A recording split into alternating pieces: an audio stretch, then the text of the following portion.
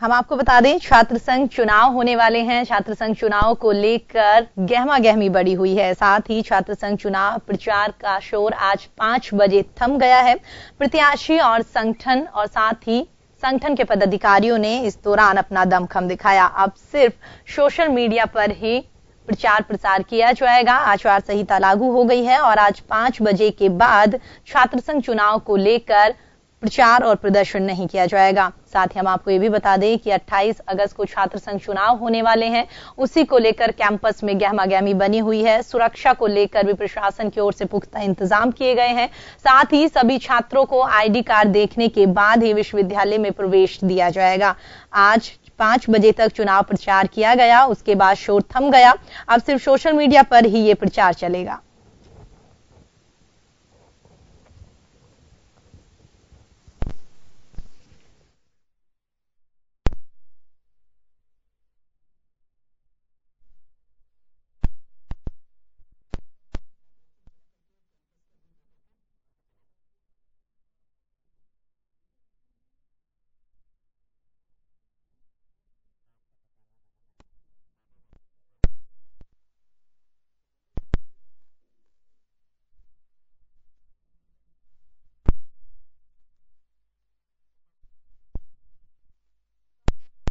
छात्र संघ चुनाव होने वाले हैं और छात्र संघ चुनाव को लेकर महाविद्यालयों में गहमागहमी देखने को मिल रही है।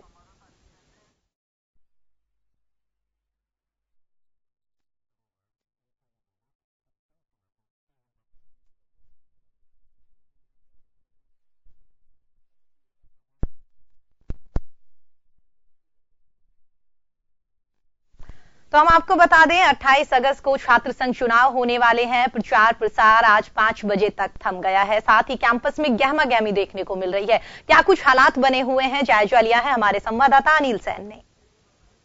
छात्र संघ चुनाव में आज प्रचार का अंतिम दिन है। ऐसे में आप सोच रहे होंगे कि कैंपस में मस्ती होगी, धमाल होगा और प्रचार जो है वो पूरे चरम पर होगा, लेकिन राजस्थान यूनिवर्सिटी में स्थिति कुछ अलग है। अलग ही नजारा है और सन्नाटा पसरा हुआ है।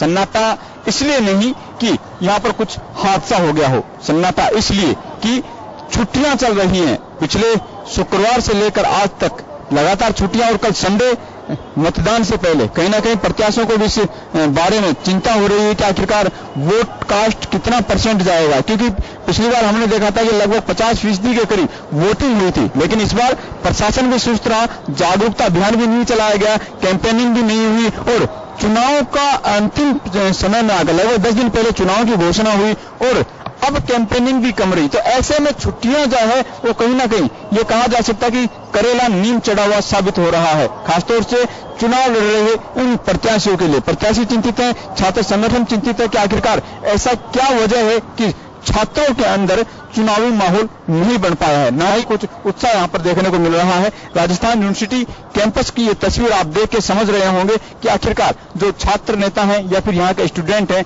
वो पूरी तरह से कैंपस से नदारद हैं। क्या रहेगा मतदान के दिन, क्या रहेगा पोलिंग के दिन, ये तो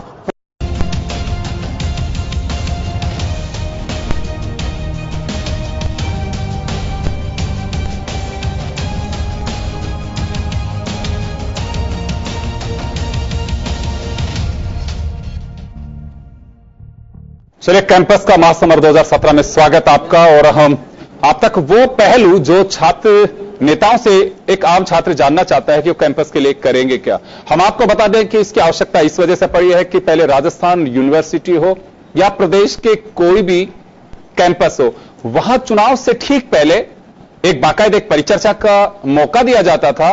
कैंडिडेट अपेक्स के जो है अपनी बात कहते थे, आम स्टूडेंट उनसे सवाल पूछते थे, उनकी जिज्ञासा को वो शांत करना चाहते थे, जानना चाहते थे कि मेरा भावी अध्यक्ष, महासचिव, उपाध्यक्ष, जॉइंट सेक्रेटरी या किसी कॉलेज का प्रेसिडेंट मेरे लिए करेगा क्या, इस कैंपस के लिए क्या कर सकता है।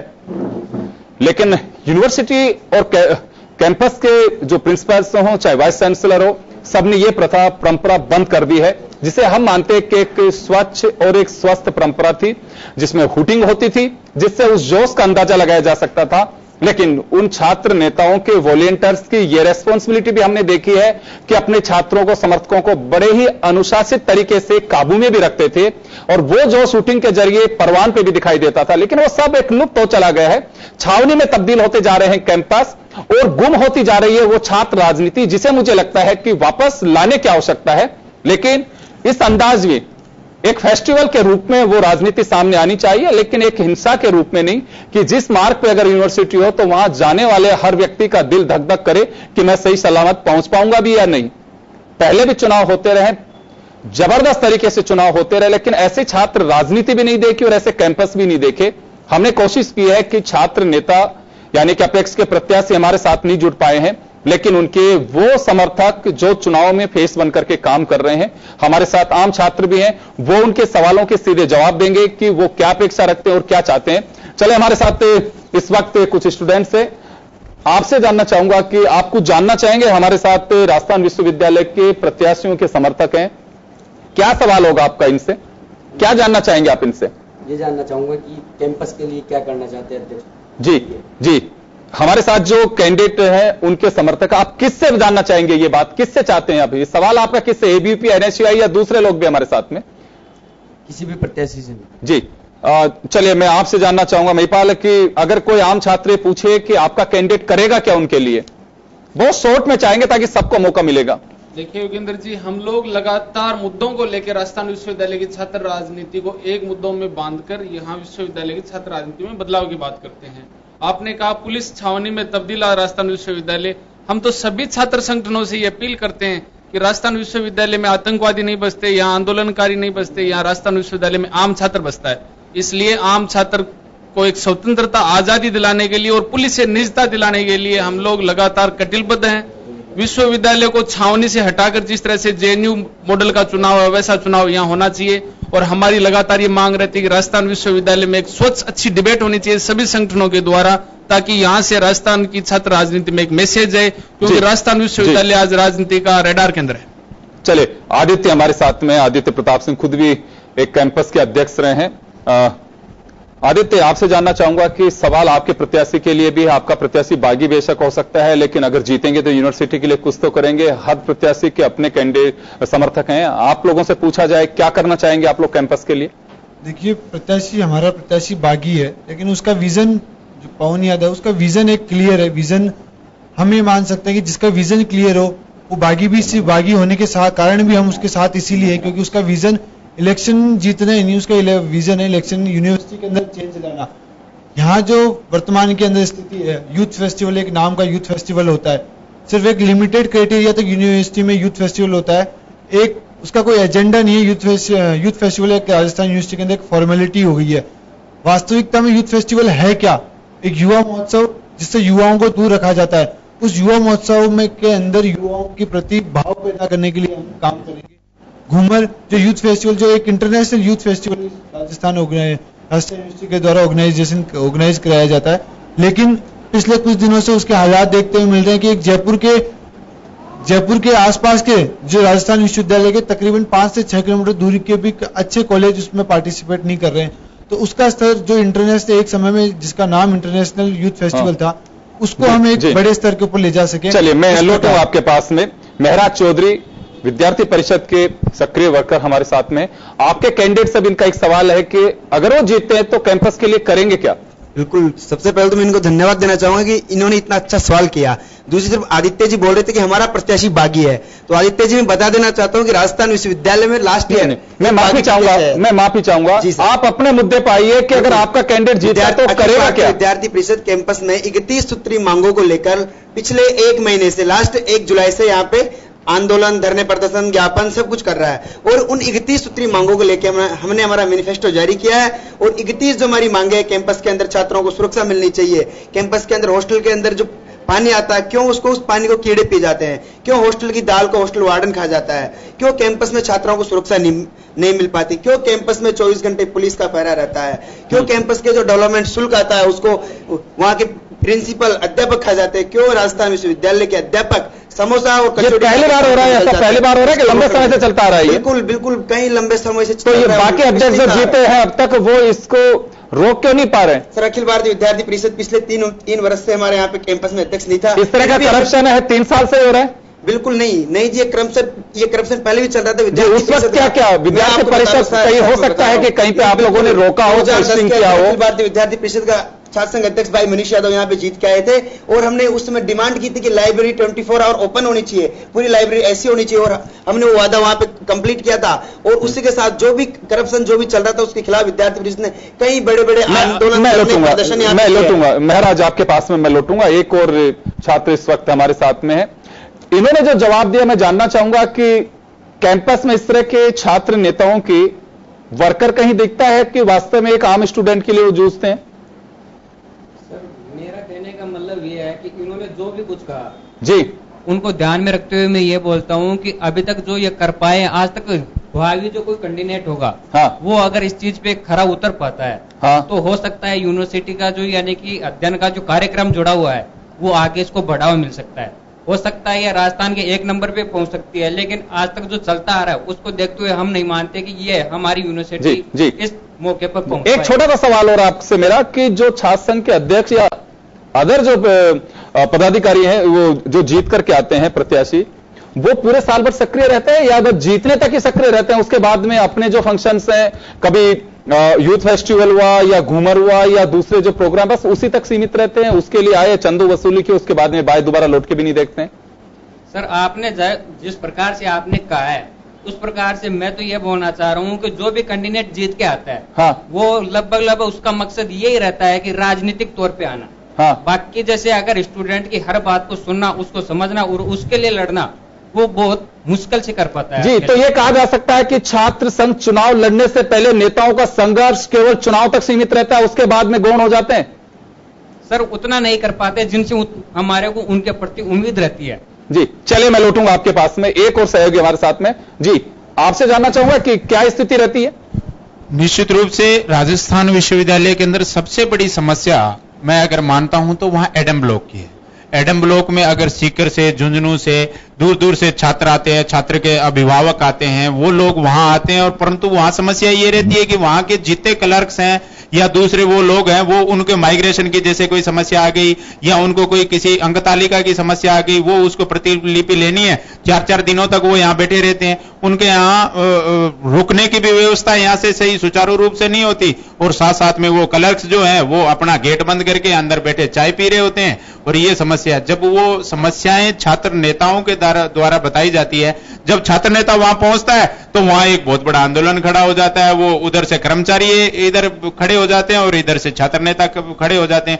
एटलीस्ट कहने का मतलब है कि जो आम छात्र है वो वहीं का वहीं, या उसके अभिभावक है वो इस लफड़े में नहीं पड़ना चाहते हैं, और लास्ट में जाके वो कहते हैं कि 2-4 दिन वेट करके उसके बाद में आएंगे दोबारा, क्योंकि वो सीकर से या झुंझुनू से आता है तो उसका व्यय भी होता है। चलिए ये प्रॉब्लम है, ये प्रॉब्लम एक दिन की नहीं होगी, पहले से लंबे समय से चली आ रही होगी। छात्र राजनीति का इस पे कुछ इफेक्ट दिखता है कि वो सॉल्यूशन ढूंढ रही हो इसमें, या जीते पदाधिकारी है वो कुछ कर पाते हो, या ये ऐसा तो नहीं राजनीति में हालात ये हो कि प्रेसिडेंट को खुद को ही जूझना पड़ता हो कि मेरी कोई मार्कशीट निकलवा दे?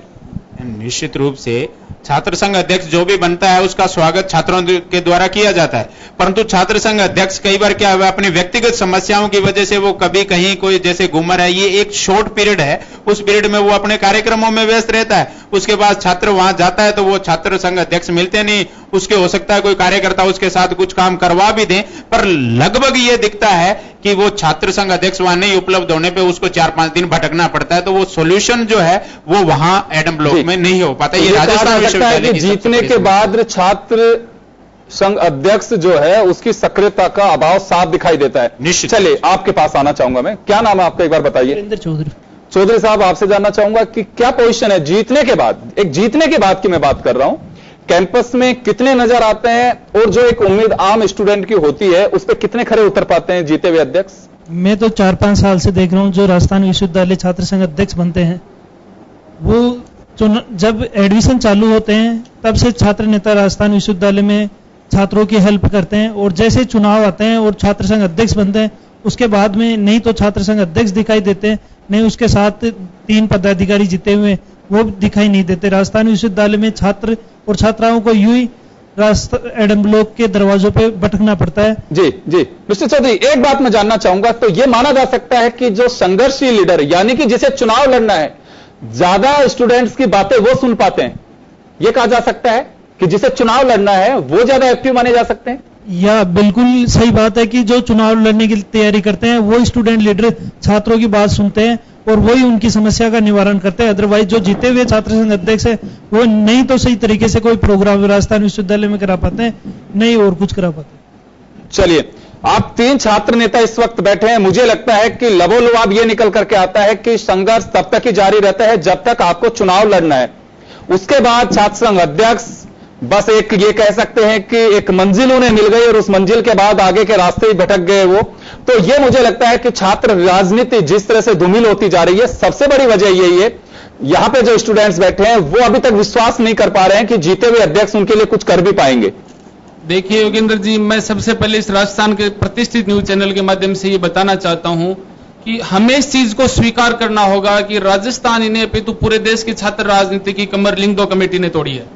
लिंग 2 की सिफारिशें लागू होने के बाद प्रशासन छात्र राजनीति पे हावी हुआ है।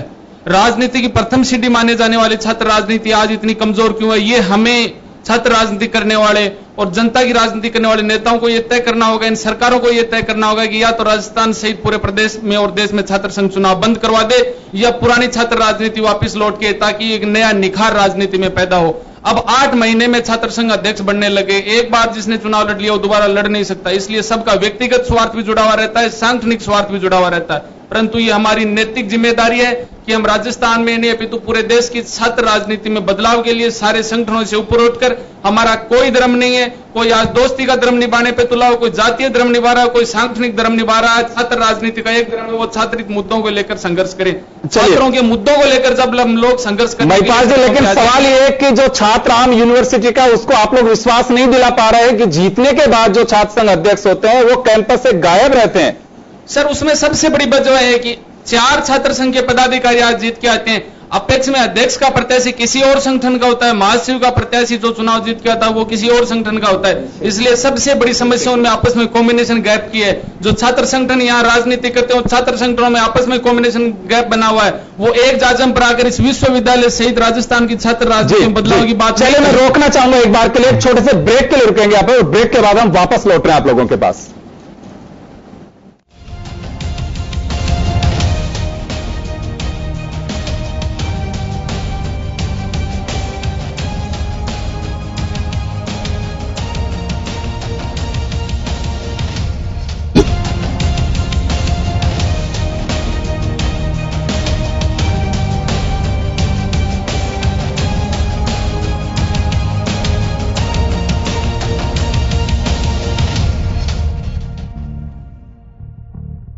एक बार फिर आपका स्वागत है। आप देख रहे हैं कैंपस का महासमर 2017 और हम बात कर रहे हैं अलग अलग छात्र नेताओं से। चलिए, इस वक्त एनएसवाई से ललित यादव हमारे साथ में हैं, जो राजस्थान यूनिवर्सिटी के फॉर्मर जनरल सेक्रेटरी भी हैं। ललित, एक सवाल है मेरा, आप थोड़े से देर से आए, आपके साथी कैंपस के यहां बैठे हुए हैं, इन सबका यह कहना है कि जीते हुए पदाधिकारी चुनाव जब तक होते हैं जब तक तो उनका संघर्ष होता है छात्र हितों के लिए और उसके बाद अपने हितों में लग जाते हैं वो। नहीं, ऐसा कुछ भी नहीं है। मेरे टाइम में जब मैं चुनाव जीता तो राजस्थान विश्वविद्यालय को लेकर एक बहुत बड़ी समस्या थी कि वहाँ कोई फैसिलिटी गेट पे नहीं होती थी। कोई विद्यार्थी आते थे बाहर से तो उनको कहीं भी मतलब ऐसी कोई व्यवस्थाएं नहीं थी, लेकिन हमने मिलकर, उस समय राजेश भी एबीपी से अध्यक्ष था, हम लोगों ने मिलकर गेट पर एक शौचालय की सुविधा जो करवाई। तो इसी ढंग से पिछले साल जो अध्यक्ष थे उन्होंने कोई हॉस्टल की सुविधा करवाई। कोई इस ढंग की प्रक्रियाएं करते हैं, ऐसा कुछ भी नहीं है। लेकिन भविष्य में चल करके यहाँ से फ्री होने के बाद आदमी अपनी राजनीति में भी लग जाता है, बात बिल्कुल ठीक बात है। लेकिन जब तक वो चुनाव जीतने के बाद यहाँ रहता है, कैंपस में रहता है, निश्चित रूप से छात्रों की जो मांग होती है, छात्रों के हित की जो बात होती है, वो सारे काम विद्यार्थी छात्र नेता करते हैं। जी, लेकिन ऐसा क्यों, सवाल क्यों उठ रहे हैं? सवाल इसलिए उठ रहे हैं ऐसे कि पहले भी जो लोग चुनाव जीते हैं, अध्यक्ष बने, वो लोग अपने अपने क्षेत्रों में जाकर राजनीति में गए, एमएलए एमपी बने, मुख्यमंत्री तक बने। तो लोग ऐसा मानते हैं कि भाई चुनाव जीतते वो लोग चले जाते, लेकिन चुनाव के बाद में काफी लंबे अरसे तक वो यहाँ अपने छात्र जीवन में विद्यार्थियों की सेवा करते, विद्यार्थियों की हेल्प करते हैं। उसके बाद में कहीं जाकर वो अपने क्षेत्र में जाके काम करते हैं। तो वो पहले से बनी बनाई परंपरा है, उसको लेकर विद्यार्थी ऐसा कहते हैं, लेकिन ऐसा है नहीं। ग्राउंड पे छात्र नेता चुनाव जीतने के बाद में पूरे साल भर विद्यार्थियों के लिए काम करता है। चलिए आदित्य, आपके पास में आना चाहूंगा मैं। और जो अभी आपने सुना, आप तो इस वक्त बैठे हुए थे, ये जो स्टूडेंट्स बैठे हैं, इन्हें भरोसा नहीं है कि जीते हुए कैंडिडेट इनके लिए कुछ कर पाएंगे। देखिए, मैं मानता हूं कि किसी भी को 100% संतुष्ट करना पॉसिबल नहीं होता, क्योंकि स्टूडेंट खुद 100% वोट देने के लिए भी नहीं आता। स्टूडेंट्स की भी तो कमी है कि वो अपने मतदान में भी प्रतिशत नहीं बढ़ाता। कोई भी छात्र नेता चुन के आता तो सिर्फ मतदान का एक कम प्रतिशत से ही चुन के आता है। वास्तविकता जो मतदान की प्रतिशत है, जो वास्तविक में छात्रों के काम आने वाले, कई बार इसी कारण से पीछे हट जाते हैं कि आम विद्यार्थी जिसको काम तो वो साल भर कराना चाहता लेकिन वो मतदान देने नहीं आता। तो इसके अंदर ये भी सबसे बड़ी अहम भूमिका है कि स्टूडेंट वोट तो देना चाहते हैं 60%, 50%, लेकिन उनको काम चाहिए 100%।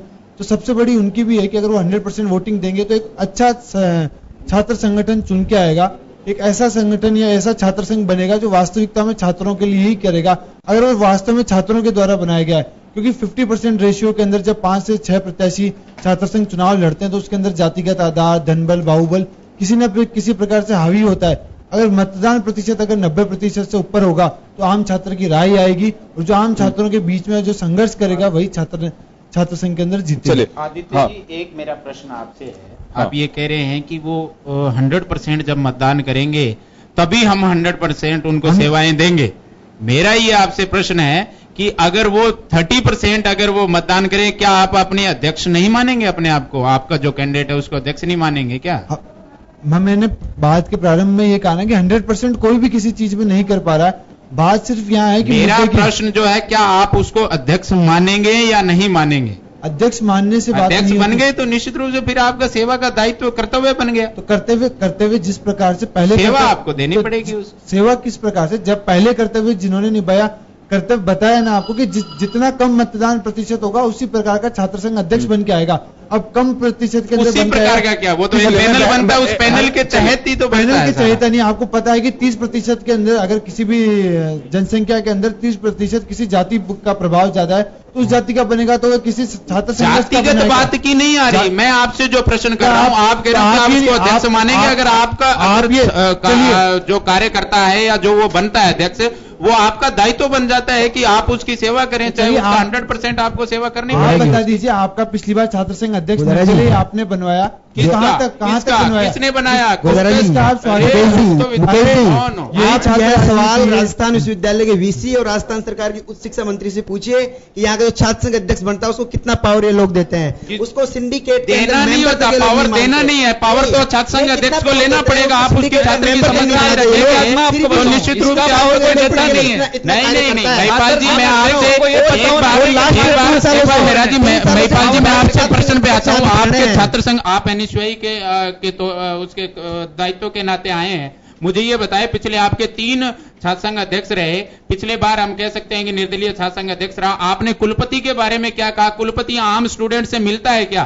क्या आप ये बता सकते हैं कि कुलपति से मिलने के लिए क्या प्रोसीजर किया आपने, उसके लिए क्या संघर्ष किया? यही सवाल मैं आपसे पूछ रहा हूँ कि आप ये किसान मैं ये स्पष्ट कर देना चाहता हूं कि एनएसयूआई से मैं नहीं, मेरा भाई ललित यादव आया, मैं तो थर्ड फ्रंट से यहाँ एज ए प्रवक्ता की हैसियत से आया हूँ।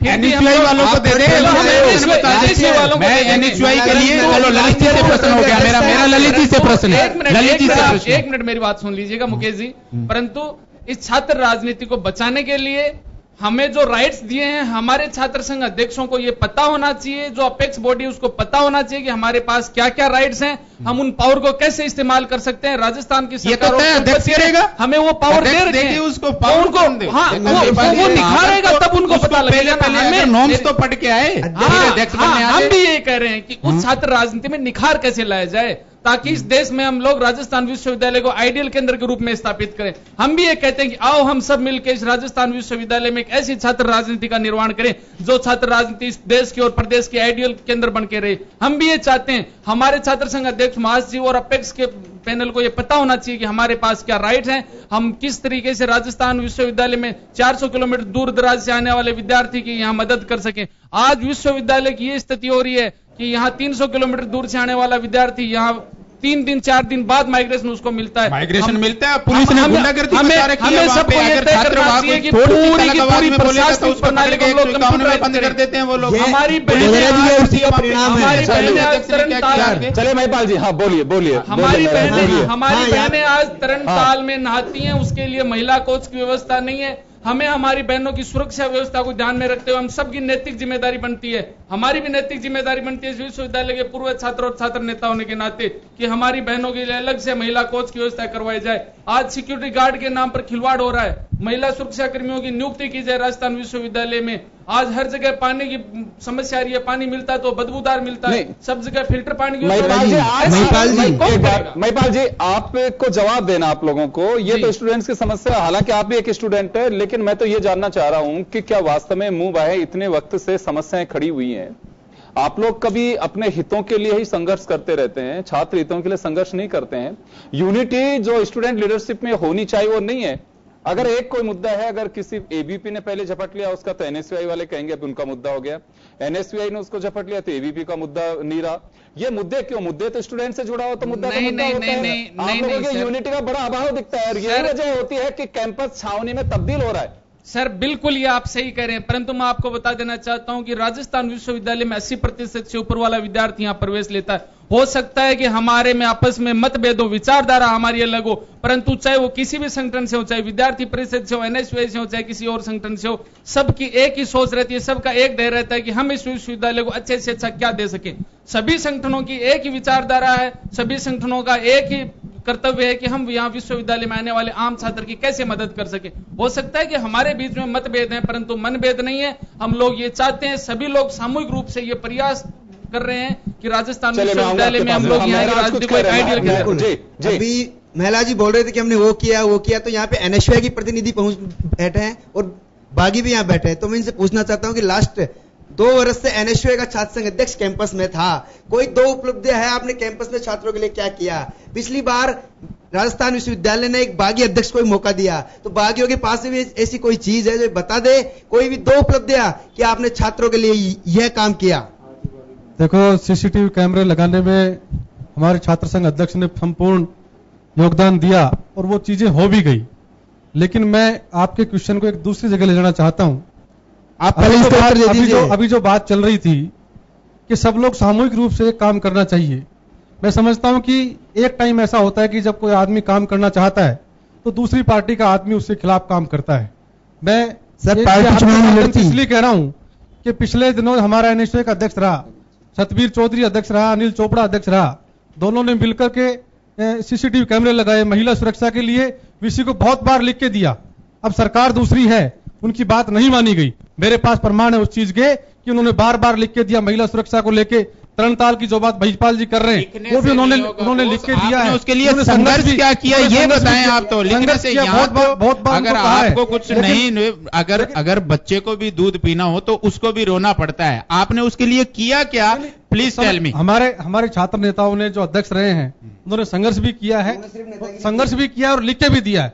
देखो, ऐसा है कि लोकतंत्र में बात बनवाने के लिए एक प्रक्रिया होती है, उस प्रक्रिया के तहत उन्होंने पूरा प्रयास किया लेकिन नहीं हो पाया। इसका मतलब असफल हो गए? नहीं, असफल हो मतलब निश्चित रूप से असफल हुए ना। असफल होने का रीजन है कि सरकार हमारी नहीं है और जानबूझ करके हमारे जो छात्र सरकारों से नहीं है, ये राजस्थान विश्वविद्यालय, इसके अंदर सरकार चाहे कोई हो, ये बात आम छात्र की है। आम छात्र की बात को अगर आप उचित माध्यम से रखेंगे तो निश्चित रूप से सफल होंगे। पर आप स्वयं ही मान चुके हैं, आप धराशायी हो चुके हैं, आप कह रहे हैं कि हम असफल हुए। नहीं, आम छात्र की बात है, आम छात्र की बात के लिए हमने लड़ाई लड़ी है, हमने लड़ाई लड़ी और लड़ाई लड़ते रहे हैं, लेकिन जानबूझ कर रोकने का प्रयास ये लोग करते हैं। चलिए, मैं एक बात मैं आपसे आना चाहूंगा कि इतनी हमारी जो डिबेट है उसमें तर्क है, हमारे जो संगठनों के पदाधिकारी हैं उनके, क्या सही दिशा में जा रहे हैं ये लोग? इनके जो विचार हमने सुने हैं उस प्रकार से तो ये लग रहा है सर जी कि इनके विचारों के अनुसार ये उतना महसूस नहीं हो पा रहा जितना ये कर पाएंगे। जी, गले नहीं उतर रही है बात, गले नहीं उतर रही। तो मतलब ये कहा जा सकता है कि विश्वास नहीं दिला रहे हैं?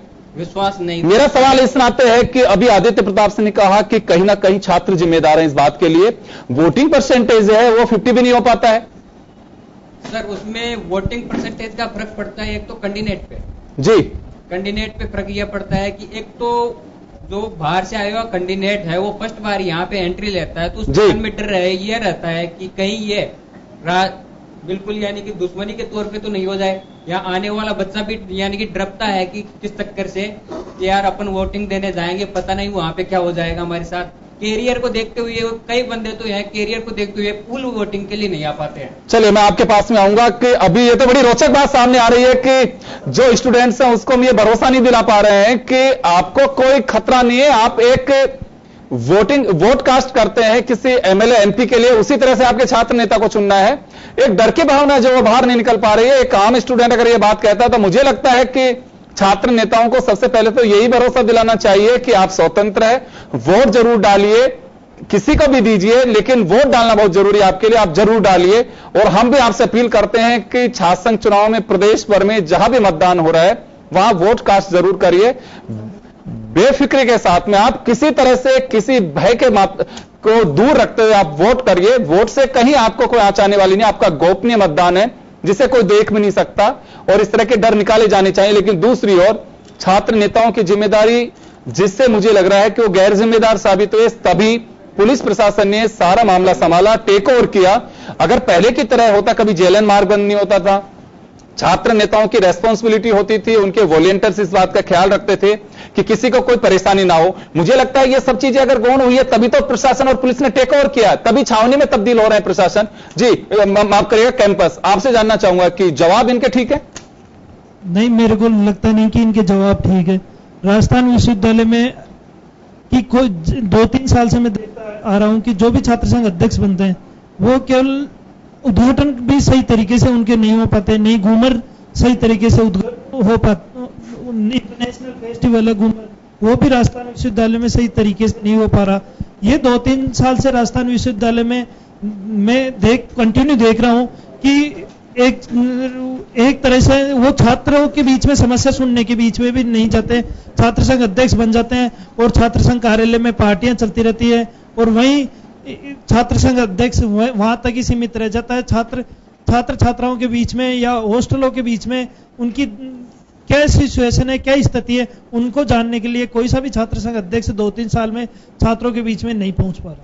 चलिए एक छात्र और मैं आपसे जानना चाहूंगा कि आप कौन से क्लास के स्टूडेंट हैं?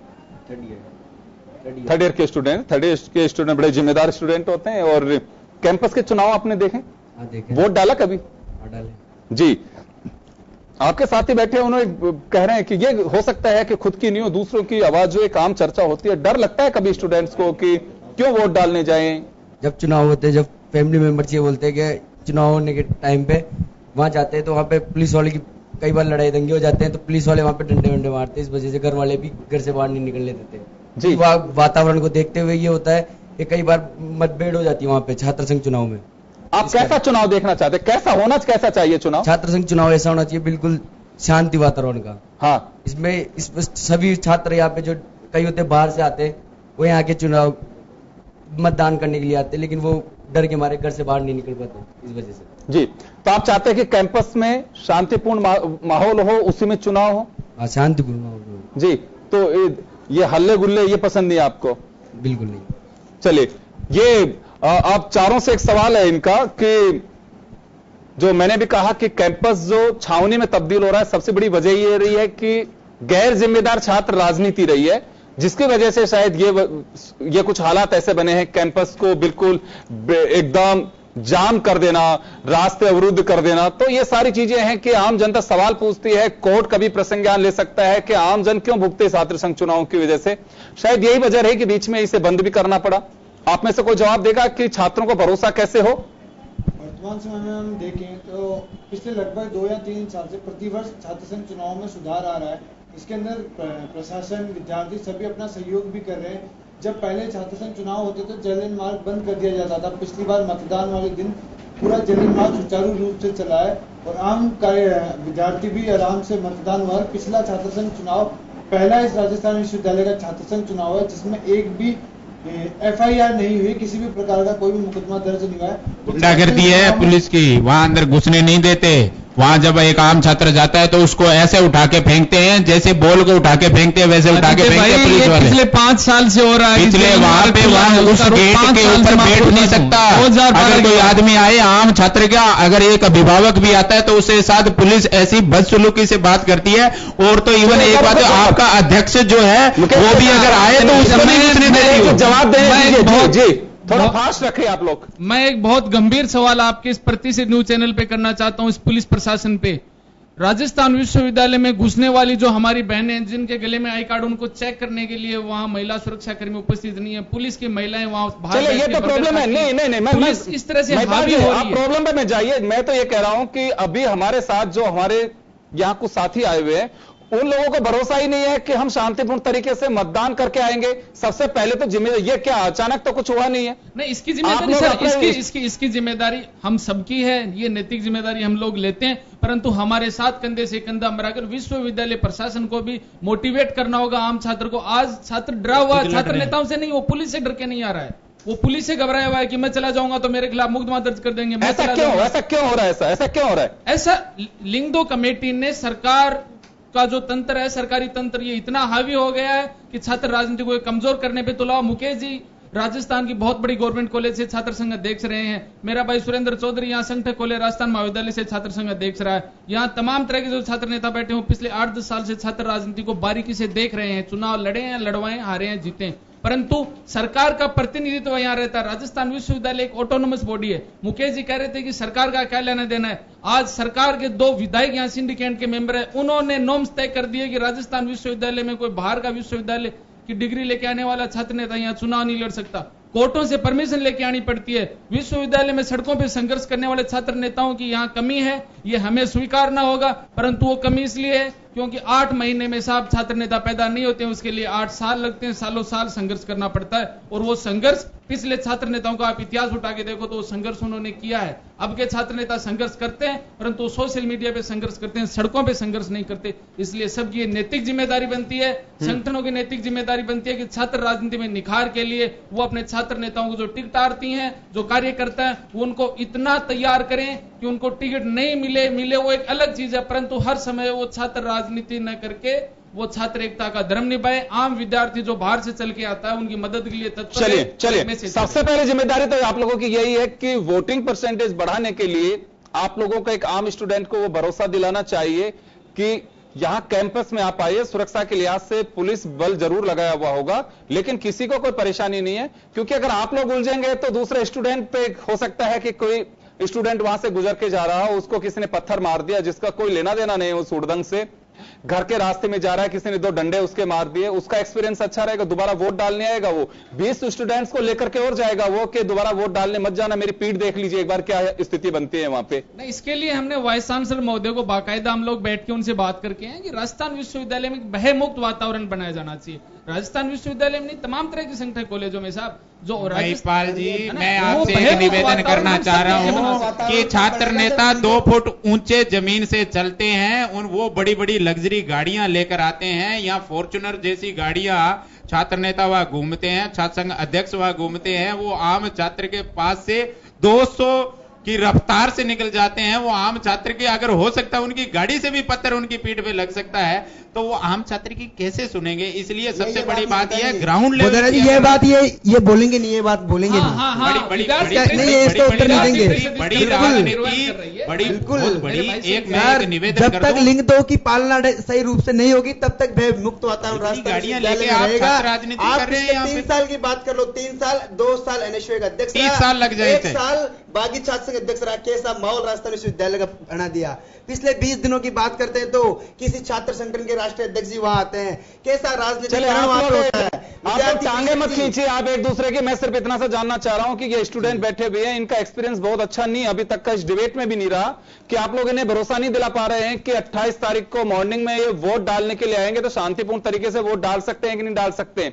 आप लोग वोटिंग परसेंटेज बढ़ाने की उम्मीद तो कर रहे हैं, लेकिन उम्मीद जो वोट डालने की उम्मीद कर रहा है उससे तो भरोसा दिलाइए आप लोग पहले। बिल्कुल सर, हम अखिल भारतीय विद्यार्थी परिषद के प्रतिनिधि होने के नाते इनको पूरा विश्वास दिलाते हैं कि 28 तारीख को ये भय मुक्त होकर राजस्थान विश्वविद्यालय के अंदर अपना पूर्ण रूप से अपना वोट व सपोर्ट करें। साहेब आप क्या विश्वास दिलाओगे भय मुक्त नहीं करने के लिए? सर जय श्री राम का नारा आतंकवादी है, आप बहुत गलत बोल रहे हो ये बात। जय श्री राम सर, जय श्री राम आप भी बोलिए, जय श्री राम आप भी बोलिए। महिला जी आप बहुत गलत बोल रहे हो, आप बहुत गलत बोल रहे हो। जय श्री राम का नारा आप भी बोलिए। श्री राम मेरे नहीं है, आपके भी है सर। जय श्री राम आपके भी, आप जय श्री राम को तोड़ मत करिए, आप भी जय श्री राम बोलिए। जय श्री राम बिल्कुल। कोई राजनीतिक आपने बनाया और आप तय नहीं करोगे ये। महिला जी ये आप तय नहीं करोगे कि जय श्री राम में राजनीतिक वो आती है। आप बहुत गलत बोल रहे हैं। राजस्थान विश्वविद्यालय का छात्र आपको सर इसका उत्तर दो। महिला जी इसका उत्तर दो। राजस्थान विश्वविद्यालय का छात्र आपको 28 सेकंड समझेगा की बात करने के लिए हमारे इकट्ठे एनएसए वालों और इन बागियों को आप जो है जय श्री राम इसका उत्तर 28 अगस्त को राजस्थान विश्वविद्यालय का छात्र देगा आपको। ये आप नहीं दोगे, ये आप नहीं दोगे। एक बार आप होते कौन है? जय श्री राम को चले करने के लिए जय श्री राम को रोकना चाह रहा हूं। अब मैं रोकना चाह रहा हूं, समय का अभाव है मेरे पास में। हमारा इस डिबेट का मकसद सिर्फ इतना सा था कि वोटिंग परसेंटेज बढ़ना चाहिए, शालीनता और शांतिपूर्ण तरीके से मतदान होना चाहिए। जो मुझे लगता है कि आप लोग इस तरह से उलझते रहेंगे तो हमारे साथ जो एक आम स्टूडेंट एक मतदाता आया हुआ है उसमें कोई अच्छा इफेक्ट नहीं जा रहा है। वो ये सोच करके जाएगा कि यही टांग खिंचाई होती रही तो मुझे उस दिन बचाएगा कौन। छावनी में तब्दील कैंपस ना हो, सुरक्षा मतदान के दौरान हो, ये कोई नई बात नहीं है, होती भी रहती है। लेकिन आप लोग कम से कम वो माहौल बनाने की पहल तो करिए, वो कोशिश तो करिए जो एक आम स्टूडेंट को यह विश्वास हो सके कि 28 तारीख को जब मैं वोट डालने जाऊंगा प्रदेश के किसी भी कैंपस में तो शांतिपूर्ण तरीके से मैं उसको सेलिब्रेट कर सकूं, जिसका मुझे लगता है कि अभाव है। आप सभी लोगों से गुजारिश करता हूं कि आप कम से कम कैंपस में वो माहौल बनाइए। छात्र राजनीति तभी पनप सकती है, लिंग दो कमेटी की सिफारिश हो चाहे कुछ भी हो, अगर जुनून और जोश आप लोगों में है और अगर छात्र राजनीति का अगर वास्तव में भरोसा दूसरे स्टूडेंट्स को होता है, कमेटी कोई मायने नहीं रखती है। आपकी आवाज बोलती है, आप उस दहलीज पे अगला कदम आप लोगों का होता है जिसमें इतिहास रचा जाता है, यानी कि आप लोकतंत्र के उन पवित्र मंदिरों तक पहुंचते हैं जहां संविधान में फेरबदल भी किया जा सकता है। तो ऐसी पहल क्यों नहीं करते हैं कि आप लोग एक शांतिपूर्ण माहौल के अंदर कैंपस में मतदान हो सके। चलिए, आप सभी का बहुत बहुत शुक्रिया। कैंपस का महासमर 2017 में आप हमारे साथ में जुड़े, इसके लिए फिर आप सब लोगों को मैं शुक्रिया अदा करता हूं। अब हम यहां को यही विराम देंगे। आपका एक बार पुनः शुक्रिया और आप लोग वोट कास्ट करिए। धन्यवाद।